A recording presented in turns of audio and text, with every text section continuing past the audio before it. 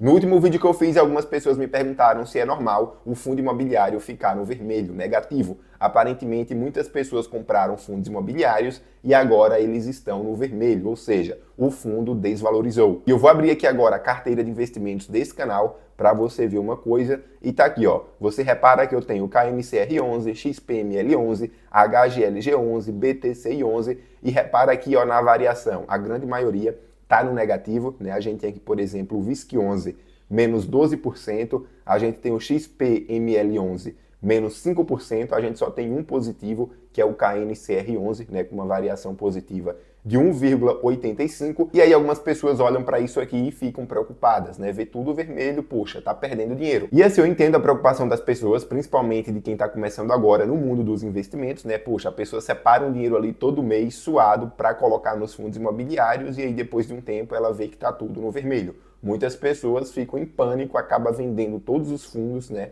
no vermelho, e aí sim essa pessoa vai estar perdendo dinheiro. Mas vamos lá entender por que alguns fundos imobiliários estão se desvalorizando. Primeiro, você precisa entender que o mercado ele é feito de ciclos. Tem os ciclos de alta, os ciclos de baixa, e esses ciclos eles não acontecem de forma aleatória. Tem um motivo para que isso aconteça. Quando a gente fala de fundos imobiliários, a gente precisa entender a movimentação da nossa taxa Selic. Provavelmente você lembra que há um tempo atrás ela estava num ciclo de alta, 3,75%, e hoje a nossa taxa Selic está em 10,5%.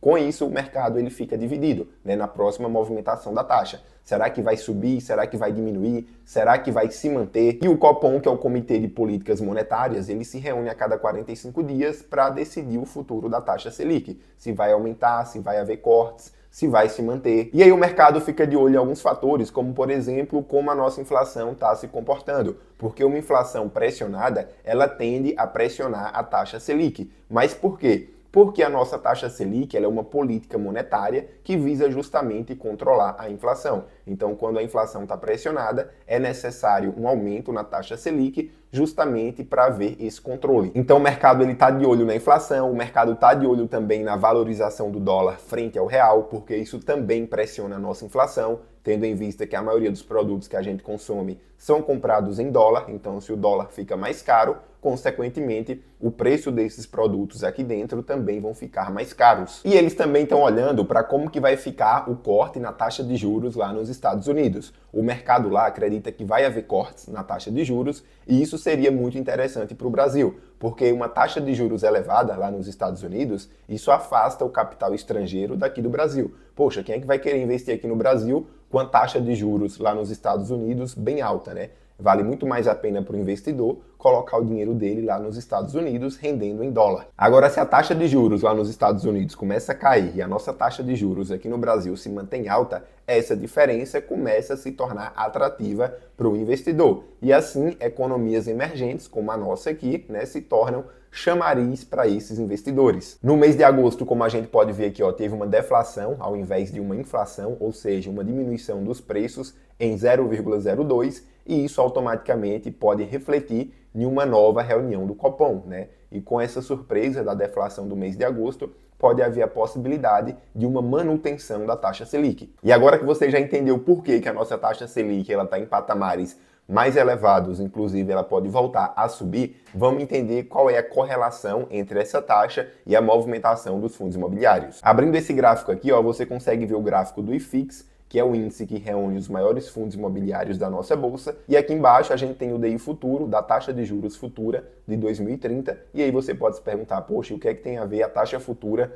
O importante não seria a taxa Selic hoje? Os juros futuros, eles são muito utilizados para uma percepção de risco. O mercado, ele olha muito para o futuro, porque uma inflação pressionada hoje, uma política fiscal pressionada hoje automaticamente aumenta o risco e o mercado precifica que lá na frente vai ter juros mais elevados e que esses juros elevados afetam os ativos mais arriscados, como por exemplo os fundos imobiliários. E quando a gente busca entender melhor o mundo dos investimentos, a gente percebe que o mercado ele precifica um ativo da seguinte forma: ele projeta o fluxo de caixa desse ativo. Um fundo imobiliário, por exemplo, ele projeta quanto que valeria esse fluxo lá na frente. Só que a gente sabe que existe um negócio chamado inflação que faz o dinheiro perder o valor ao longo do tempo. Então ele pega essa projeção do fluxo de caixa e traz para um valor presente, ou seja, quanto que valeria esse fluxo desse ativo hoje. Para fazer isso, ele usa uma taxa de desconto, que é a taxa de juros futuros. Quanto maior for essa taxa de juros futuros,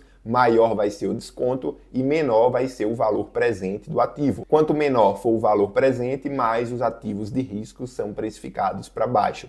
Então, por isso que a gente tem uma queda de preço quando a taxa de juros está muito alta. Além disso, você deve imaginar que quando a taxa Selic está muito elevada, o investidor ele vai preferir colocar o dinheiro dele numa renda fixa, né, rendendo acima de 10% ao ano, ao invés de se arriscar, se aventurar na renda variável. Então, a atratividade da renda fixa fica bem maior em períodos em que a taxa Selic está alta, porém isso não quer dizer que você não pode investir em renda variável, muito pelo contrário. Você pode sim, porque você encontra bons ativos, bons fundos imobiliários a um preço bem menor, né, quando essa taxa Selic está um pouco maior. Voltando aqui para o gráfico, a gente vê que de 2016 para 2020, a gente teve um ciclo de queda dos juros e o que aconteceu com o IFIX teve uma alta no índice IFIX. Nesse outro período aqui, a gente teve um momento de alta dos juros, né, e a gente teve um movimento lateral do IFIX. E aqui nesse último momento a gente teve uma queda, uma leve queda dos juros e a gente teve uma alta do índice IFIX. Então a gente consegue perceber aqui a correlação. Quando passamos por um ciclo de baixa de juros, né, a gente tem uma valorização do IFIX, dos fundos imobiliários, e quando a gente passa por um momento de alta dos juros, a gente tem uma desvalorização do IFIX, dos fundos imobiliários. Inclusive, eu vou mostrar aqui agora a rentabilidade dos meus fundos para você ver que não são só os seus fundos que estão no vermelho. E lembrando que essa rentabilidade ela não considera o reinvestimento dos dividendos, porque existem dois tipos de rentabilidade, uma rentabilidade que considera somente o preço do ativo e uma outra que considera também o reinvestimento dos dividendos. Então tá aqui os meus fundos imobiliários, a gente vê que o KNCR11 é o único fundo imobiliário positivo, 1,85, e os demais estão todos negativos, né?